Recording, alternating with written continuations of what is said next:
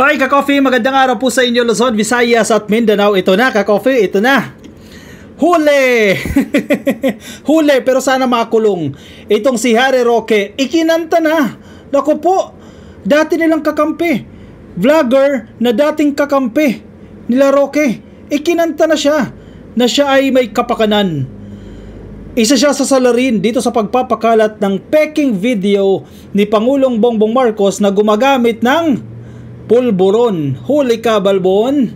Wala ka nang kawala dyan. Ayan o, may affidavit ka, coffee. Inilabas na po yung affidavit na yan. At nilaglag na dito si Roque. Wala ka nang kawala dyan, Roque. Sinumpaang salaysay ito. Affidavit na ito. Bakit consistent itong affidavit na ito ni Pebbles Cunanan, ng vlogger na si Pebbles Cunanan. Oy, si Madam Chururut. Kilala niyo yan, ka-coffee? Consistent itong affidavit na to sa ginawa o sa actions ni Harry Roque noong unang nilabas nila itong video na to ni PBBM na gumagamit daw ng pulburon sa kanilang maisog rally. Nako naman, ka-coffee, may kasama pang litratong kumakalat yan. Nako po, paano nyo papasinungalingan yan? Halatang halata naman yan na si Roque talaga, grupo nila ang may kapakanan yan. Diyan sa peking video na yan, may lumabas pa ka-coffee ng mga litrato, magkakasama, nag-dinner. Aba, teka lang ha. Hanapin natin itong picture na ito, ka-coffee. Nakita ko itong picture kanina kasi meron na tayong kopya ng affidavit. Hanapin ko lang itong picture na magkakasama sila. May nag-circulate online na picture. Ayan Naku po. Ayan ang dinner at napag-usapan itong pagpapakalat ng peking video ni Pangulong Bongbong Marcos. Medyo maliit lang po ang litrato pero sinare na ito, ka-coffee. For sure nakita nyo na rin yan. Sino mga kilala natin dito? Yeah, syempre si Pebbles Talakera, nandiyan po. Si Sas, naku. Sino? Tio Moreno. Sino pa to? Attorney Ann ba to, ka-coffee? Yung nasa SMNI, si Attorney Vic Rodriguez, si Trixie Angeles, si Harry Roque. Sino pa ba yung iba dyan? Si Glenn Chong, si Baduy. Ayan, di na natin kilala yung ibang mga nadyadyaan. Pwede nyo i-check online, ka-coffee, yung kasama sa dinner na yan. Sige, dito ako excited sa statement na to ni Pebbles Talakera. Yari ka ngayon, boy. Huli! Sana makulong. Kasi kasabayan ay huli pero hindi kulong. Sige, basahin natin itong sinumpaang salaysay ni Pebbles Talakera. Sige. Republic of the Philippines, kapit na kayo, ka-coffee. Mga DDS, kapit na kayo. At sirang-sira si Roque dito dahil abogado pa man din, 'di ba? Internationally acclaimed na abogado, ayun pala nagpapakalat ng fake news. Oy, nasaan ang kredibilidad mo, Roque? Sinumpaang salaysay. Ako si Vicente Bencalo Pebbles Cunanan, nasa hustong gulang, Pilipino. Pagkatapos manumpa sang-ayon sa batas, matapos makapanumpa ng naaayon sa batas, ay malaya at kusang loob na nagsasaad ng mga sumusunod. 1, 2, 3, 4. Dalawang page kasi ito 4. Diin na diin si Roque dito 5, 6, 7, 8, 9, 10. 10 nandito sa kopya natin. 10 points. 1. Sige. Ang sinumpaang salaysay na ito ay nagsisilbing detalyadong paglalahad ng aking mga naging personal na obserbasyon kaugnay sa kumalat na umano'y video ni Pangulong Ferdinand Romualdez Marcos Jr. o PBBM, kung saan makikita ang isang taong kahawig ni PBBM na hinihinalang gumagamit ng iligal na droga o coke. Ang video na ito ay tinagurian na ngayon ng publiko bilang pulburon video. Ayan. Malinaw na malinaw sa lahat ng mga netizens dahil marami na pong nag-verify dyan. In fact, sa iba't ibang bansa, verify na po nila yan at peke yung video na yan. Roque, paano mo lilinisin ang pangalan mo dito sa pagpapakalat ng mga peking video? Number 2, ito na. Noong July 7, 2024, pagkatapos ng nangyaring maisog rally sa Hong Kong, ako ay naimbitahan na dumalo sa isang pribadong dinner kasama ng mga iba pang pro-Duterte vloggers at personalities. That time, kakampi pa nila si Pebbles. Diba? Kakampi nila yan. Kabilang sa mga dumalo sa hapunan na yon, sina former presidential spokesperson Attorney Harry Roque, Attorney Vic Rodriguez, kaya may kapakanan talaga sila Vic Rodriguez dyan. Attorney Glenn Chong, Attorney Trixie Cruz Angeles, Dr. Lorraine Baduy, Miss Sas Rugando Sasot at Miss Joey De Vivre, Mr. Tio Moreno. O yan ha, wala na kayong kawala dyan. Yung mga kasabot dyan, mga kasama sa dinner na yan, rally pa kayo ha. Noong gabing ito, sinabi ni Attorney Roque na siya ay nakatanggap mula sa kamag-anak ng isang politiko ng isang screenshot ng video kung saan makikita si PBBM na gumagamit ng coke. Sino na naman kaya yung kamag-anak na yan? Bagaman hindi niya naipakita sa amin ang litrato noong gabing yon, nagkaroon ng mga diskusyon tungkol sa pagpapakalat ng videong ito sa publiko. Ayon sa aking recollection, mayroon po ngang naging usapan na isang foreign influencer o vlogger ang dapat mag-post o panggalingan ng video para magmukhang mas kapani-paniwala at upang maiwasan ang anumang posibleng pananagutan mula sa gobyerno ng ating bansa, di ba? May plano talaga, oo. So sa kanilang plano, syempre kung foreigner nga naman, kung hindi nakabase dito sa Pilipinas, yung magpapakalat ng video na yan, mahihirapan sila habulin ng gobyerno. So yan ang plano nila. Dapat hindi mag-originate dito sa Pilipinas yung video na yan o sa isang Pilipino na nakabase dito sa Pilipinas. Dahil mabilis nga naman sila mahahabol ng gobyerno. So base dito sa salaysay na ito ni Pebbles, ang plano manggaling sa foreign na vlogger. Huli kayo dyan. Bukod pa rito, noong nagkaroon ng isang photo session noong parehong gabing yon, kami ay gumawa ng kapansin-pansing hand gesture. Ayan, may hand gesture pa. Isang baligtad na V sign. Kung matatandaan, naging simbolo ni PBBM ang letrang V noong siya ay nangangampanya bilang presidente. Ganon. Ka-coffee. Kung kaya naman, alam ko na ang hand gesture na ito ay direktang tumutukoy kay PBBM. Kalakip ng sinumpaang salaysay na ito, ang tinutukoy kong litrato na kinunan noong private dinner sa Hong Kong. Yun yung pinakita natin ka-coffee kanina na litrato. Number 5.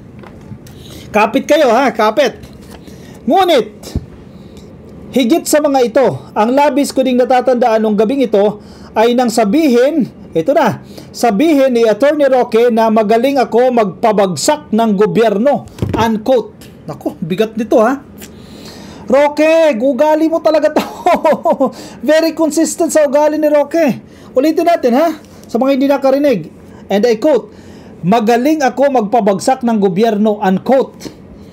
Ugali talaga ni Roque yan. Sabi ni Pebbles ha, statement ni Roque yan, verbatim. Kung paano niya sinabi, magaling ako magpabagsak ng gobyerno. Anong ginagawa ni Roque ngayon? Ayun na. True to the statement ni Pebbles. Base sa pagkakaintindi ko at dahil iyon ang isa sa mga pinag-uusapan ng gabing iyon, ang pagpapakalat ng video kung saan gumagamit ng di umano ng coke si PBBM ay parte ng sinasabi ni Attorney Roque na pagpapabagsak ng gobyerno. Ano pa ba, ka-coffee? Wala nang ibang dahilan pa. Kaya ginagawa ni Roque yan, si Roque best friend ni Sara. Pag bumagsak ang gobyerno, natanggal sa pwesto si PBBM, sino makikinabang? E di si Inday. Si Inday ang presidente. Ano magiging papel ni Roque? E di presidential spokesperson ulit, e di secretary ulit, o baka maging executive secretary pa. Kaya pababagsakin ang gobyerno. Talaga itong mga tao na ito. Huli. Umamin. Magaling ako magpabagsak ng gobyerno. O yan. Kasama nyo si Pebbles. Walang kayong kawala dyan. Kasama nyo yan. Ang pinag-usapan nyo yan. Noong July 20, 2024, sa isa pang maisog rally na ginanap naman sa Vancouver, dyan po sa Canada, ipinakita ni Attorney Roque sa publiko ang unang pagkakataon ng pulburon video di umano ni PBBM.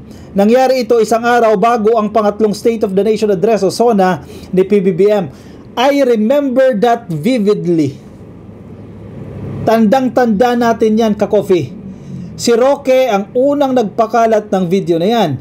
Siya din ang nagsabi sa dinner na yan na magaling ako magpabagsak ng gobyerno. Napakasamang tao talaga nitong tao na ito. O tao pa ba yan? Sama ng ugali. Number 7. Sa aking pagkakaalam, isa sa mga dumalo sa rally na yon sa Vancouver ay ang DDS vlogger na si Maharlika. Isa pa yan. na tila alam na ang laman ng video na ipinakita ni Attorney Roque bago pa man ito ilahad sa publiko. Nagpadala pa sa akin ng mensahe si Maharlika kung saan hinihikayat niya akong sakyan. Ito na. Nangunguntsaba pa. Teka, balik muna ako sa statement. Baka napaghahalo ko yung komento ko tsaka statement. Sige, back to the statement and I quote Pebbles. Nagpadala pa sa akin ng mensahe si Maharlika kung saan hinihikayat niya akong sakyan ang lumalabas na video na umano'y nagpapakita kay Pangulong Marcos sa gumagamit ng coke. Kung kaya naman, dito nagtibay ang aking paniniwala na ang video na ito ay sinadyang ipakalat ni Attorney Roque at ng mga iba pang DDS personalities upang magdulot ng batikos at kontrobersiya kay PBBM bago ang kanyang SONA. Ano pa? Malinaw naman talaga. Ano yung pakay talaga ng grupo nito mga DDS na to, mga DDS sa vloggers na yan? Sirain talaga ang gobyerno. Pabagsakin talaga ang gobyerno. Pabagsakin talaga si PBBM. Kasi nga, para sa benepisyo ni Sara Duterte. Mauupo si Sara once na bumagsak ang gobyerno once na natanggal si PBBM dyan sa Malacanang Si Sara ang uupo dyan. Kantahan na. Noong ika-22 ng Hulyo 2024, sa mismong araw ng SONA, nagpadala siya sa akin ng mensahe na may kalakip na 2 bersyon ng tinatawag na pulburon video. Ang araw na ang raw at ang enhanced version. Biruin mo 2 version pa Mayroon pa rin akong kopya ng raw and enhanced version na ito. Sa aking pagkakaalam, ang larawan na hawak ni Attorney Roque sa rally sa Hong Kong ay mula sa raw video ng video na hindi pa na-augment o na-i-edit noong panahong yon.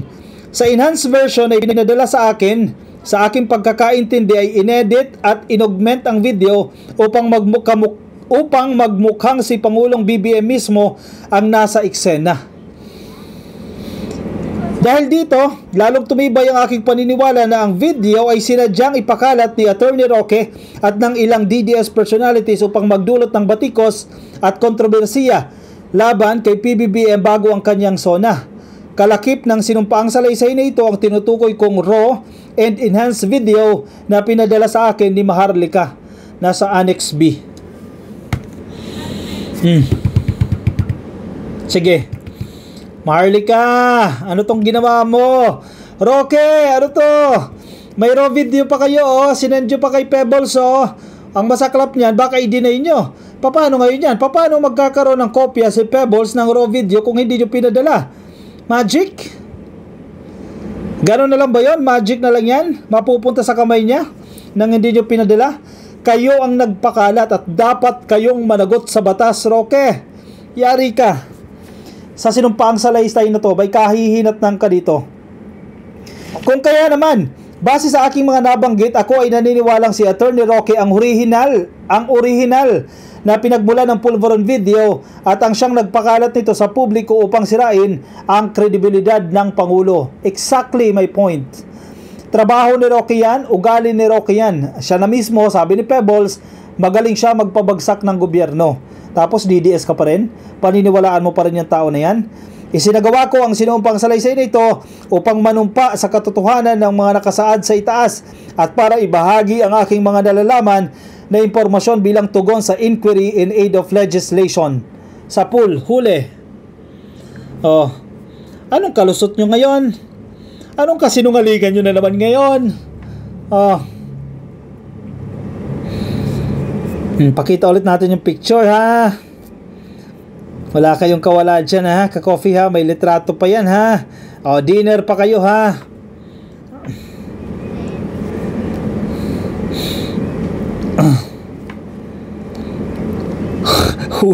Huli.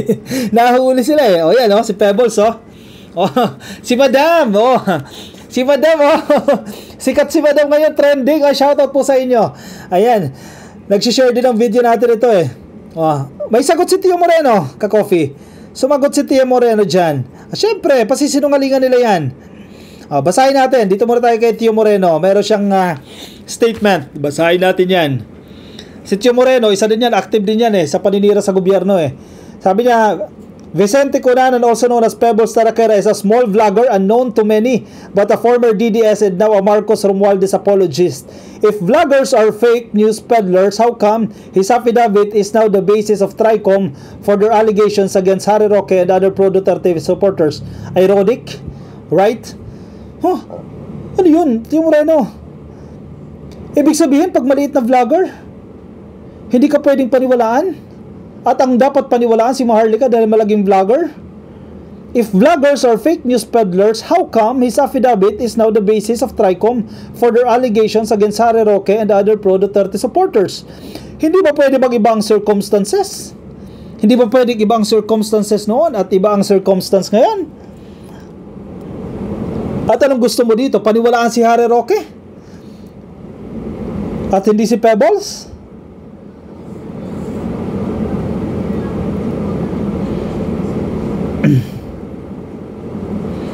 Punta tayo kay Roque. Anong sabi ni Roque dyan? Alam ko meron silang press con kanina eh. Alam ko nagkaroon sila ng event dyan eh. Definitely pasisinungalingan nila yan.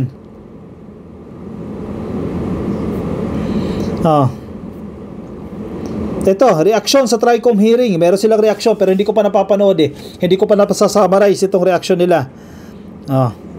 Maya, basahin ko muna ka-coffee. Ang post siya 3 hours ago. Maharlika and I will respond to Pebbles Tarakera at 6 p.m. Manila time in our respective FB and YouTube channel. Di ko pa napakinggan eh. Medyo mahaba to. Later on ka-coffee, summarize natin yung sinasabi dito ni Roque. Excuse me. Wala na kayong kawala. Huli. Magaling kayo ha, gumawa ng mga peking video ha. Magaling kayo gumawa ng kasinungalingan. Ayan, bumabalik sa inyo. Karma is real. Bumabalik sa inyo yung kalokohan ninyo. Siya ka-coffee, i-komento ang inyong opinion, reaction dyan sa ating comment section para mabasa po yan ang iba natin mga ka-coffee. Yung mga nasa Facebook, pasuyo na lang ka-coffee. Baka di pa po kayo naka-like and follow sa ating Facebook page, please like and follow. Mga nasa YouTube, click lang po ng subscribe and hit nyo na po yung notification icon para updated kayo sa ating mga bagong upload. I will see you ka-coffee in my next video. Bye-bye.